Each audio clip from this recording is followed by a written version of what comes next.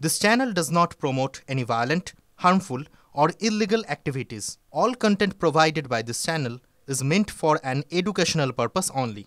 আচ্ছা, এই মালদাতে সেখানে কি হচ্ছে বলুন তো? 48 ঘন্টা, মাত্র 48 ঘন্টার মধ্যে মালদা জেলায় 3 খুন। 25শে নভেম্বর সকালে ইংরেজ বাজারে গুলি করে খুন করা হয় তৃণমূল কর্মীকে। ওই দিন রাতেই কালিয়াচকে গুলিবিদ্ধ হয়ে খুন হয় এক পাপড় বিক্রেতা। আর আজ কালিয়াচকের সালিশি সভাতে কুপিয়ে খুন করা হলো তৃণমূল কর্মী একরামুল শেখকে। আজ সকালেই কালিয়াচকের রেশন ডিলারের বাড়ি লক্ষ্য করে পরপর গুলি চলতে থাকে। এই মালদাতে সেখানে প্রশাসনের ভূমিকাটা ঠিক কি? পুলিশ প্রশাসন কি করছে এই প্রশ্ন কিন্তু উঠেই যাচ্ছে। আমরা এখানেই ছিলাম, বাড়িতেই ছিলাম, দিয়ে ওরা ওদিকে গেল, দিয়ে এসে ওখানে দুটো গুলি ফায়ার করলো। দেখো দুটো গুলি ফায়ার করার পরে আবার এখানে এলো, বলছে এবার গালি দিচ্ছে কি আশরাফুলকে বের কর, দেশালাকে বের কর, ওকে কোবাবো, মারবো, গুলি করব, লুৎফুরকে গুলি করব, মালেককে গুলি করব। মানে এরা মাতিউরের দল বল ছিল। 8-9 জন ছিল। অনেকবার করেছে, 20-30 বার। মারবে বলছে, ওর সবটিকে মারবে। আর এই বিষয় নিয়ে কি বলছেন তৃণমূলের জেলা সভাপতি আব্দুর রহিম বকশী, শোনাই আপনাদের। কিছু ঘটনাগুলো ব্যক্তি কেন্দ্রিক, পারিবারিক সমস্যাকে কেন্দ্র করে এই ঘটনাগুলো ঘটে যাচ্ছে। হঠাৎ করে সেদিকে পুলিশ নজর রেখেছে।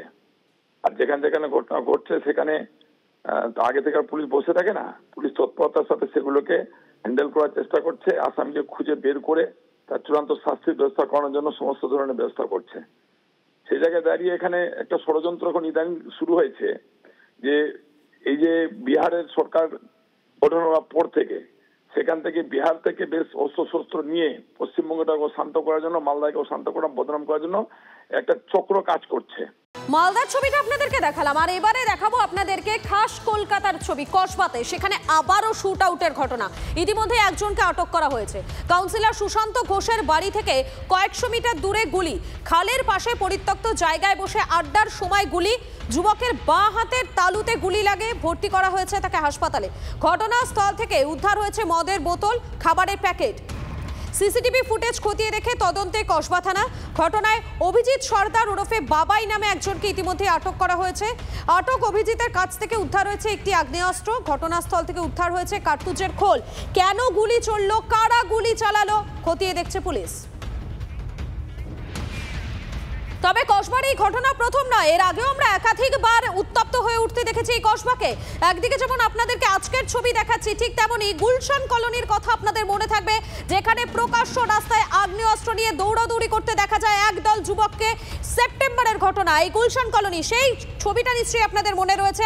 আর আপনাদেরকে মনে করিয়ে দিই, গত বছরে কাউন্সিলর সুশান্ত ঘোষ, তাকে লক্ষ্য করে একেবারে তার এলাকায় গিয়ে সেখানে পরপর গুলি চালানো হয়। সেই ছবিটাও দেখাচ্ছি আপনাদেরকে। পরপর 3টে ছবি দেখাচ্ছি এবং 3টি ঘটনাস্থল কসবা। কসবার এই ঘটনার পর রীতিমতো শোরগোল পড়ে গিয়েছে। যিনি আহত হয়েছেন তার পরিবারের পক্ষ থেকে কি বলা হচ্ছে শোনাই আপনাদের। আমি দেখতে পাইনি, ওপরে নিয়ে চলে গেছে, আমি নিচের থেকে চলে এসেছি। অনেক দূর থেকে একটুখানি দেখতে পেয়েছি, দেখতে পাইনি, কথা হয়নি ওর সাথে। আবার গুলি লেগেছে? হ্যাঁ। কোথায় লেগেছে? হাতে। আমি দেখিনি, পাড়ার লোক বলেছে হাতে লেগেছে, একটুখানি আমি জানি, আর আমি দেখি। কখন জানতে পারলেন? যখন অনেক পরে আমি জেনে গেছি যে হাতে গুলি লেগেছে, কিন্তু কারা করেছে না করেছে আমি তাও জানি না। ওখানে যে বসেছিল, কাদের সঙ্গে বসেছিল তাও আমি জানি না, তাও আমি বলতে পারবো না। কি করে আপনার ছেলে? আমার ছেলে একটা অফিসে কাজ করে। কোথায় অফিস? মানে কোন অফিসে? কি আছে? ঝাড়মুছ কাজ করে, চা ফা দেয়, এই পাড়ারই অফিসে কাজ করে। ওই সময় ওইখানে থাকে প্রতিদিন? ওখানে যায় ছেলে? ছেলে কোথায় আড্ডা মারার কথায় কী করে আমি কী বলছি, আমি তো কাজ দিয়ে আসি, আমি সুইপারে করতে পারে এটা, গুলিটা কারা চালাতে পারে কিছু বলতে পারবো না, আমি তো সুইপারে কাজ করি। আপনার ছেলে কিছু বলেনি যে কারা এরকম? না, আমি যখন গেছিলাম ছেলের ছিল না তো। আমি যখন হসপিটালে গেছিলাম জ্ঞান ছিল না। আচ্ছা, আগে কখনো বলেছে যে এর সঙ্গে ঝগড়া আছে? না না না, কোনো শত্রুতা? না না না, আগে কোনো সময় কিছু বলেছে? না, একটা খুব দেখভালের কাজ করে। তাহলে তো আমি যদি জানতাম তাহলেই তো আগে তো আমার ছেলেকে আমি সাবধান করতাম। 11টা 12:15 এরকম হবে। আমরা ঘরে ছিলাম, সবাই খেতে বসেছিলাম। হঠাৎ দেখছি ভাই দৌড়ে দৌড়ে গলিতে ঢুকলে দেখছি ওর হাত থেকে ব্লাড বেরোচ্ছে। তো আমাদের আরও কেউ মানে আশেপাশে কাকিমা দাদা সবাই নিয়ে গেলাম হসপিটালে, ভর্তি করলাম। তারপরে জানতে পেলাম যে ওর হাতে গুলি লেগেছে। কে মেরেছে সেসব বলেছে ভাই? আপনারা শুনলেন তার পরিবারের পক্ষ থেকে কি বলা হচ্ছে সেই বক্তব্য শোনালাম। এবং এই ঘটনার পরে রাজনৈতিক যে উত্তাপ, সেই উত্তাপ লেগেই রয়েছে এবং এই বিষয়ে শাসক বিরোধী দুপক্ষই কি বলছে শোনাই আপনাদের। সবাই জেনে গেছে মমতা ব্যানার্জি যতক্ষণ থাকবে গুলি লাগবে, মরবে, 2 লক্ষ টাকা ক্ষতিপূরণ হবে, যাবে ববি যাবে, আর একটা কন্ট্রাকচুয়াল চাকরি পাবে। সমাজ বিরোধীদের হাতে পশ্চিমবঙ্গ চলে গেছে।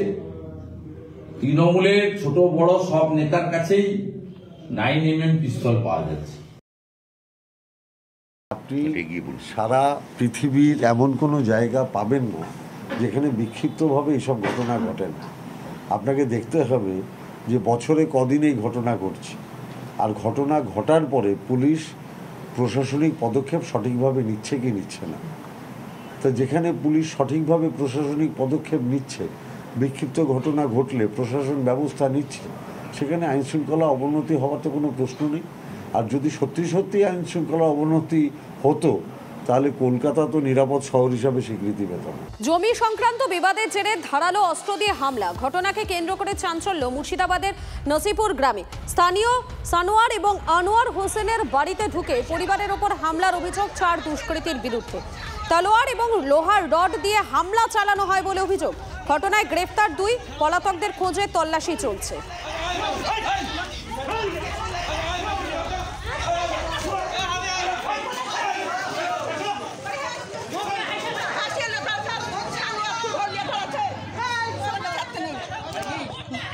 রাস্তা ঘিরেছে, আমাদের বাড়ানো সবসময় গাড়ি ঘোড়া সবকিছুতে আমাদের অসুবিধা হচ্ছে। কি চাইছেন? এবার আমরা চাচ্ছি যে আমাদের রাস্তাটা হোক, রাস্তা ক্লিয়ার পরিষ্কার থাকুক, সবাই যাতে যাতায়াত করবে আমরা সেটা চাইছি, বুঝতে পারলেন তো? আমাদের রাস্তার দরকার, রাস্তার প্রয়োজন।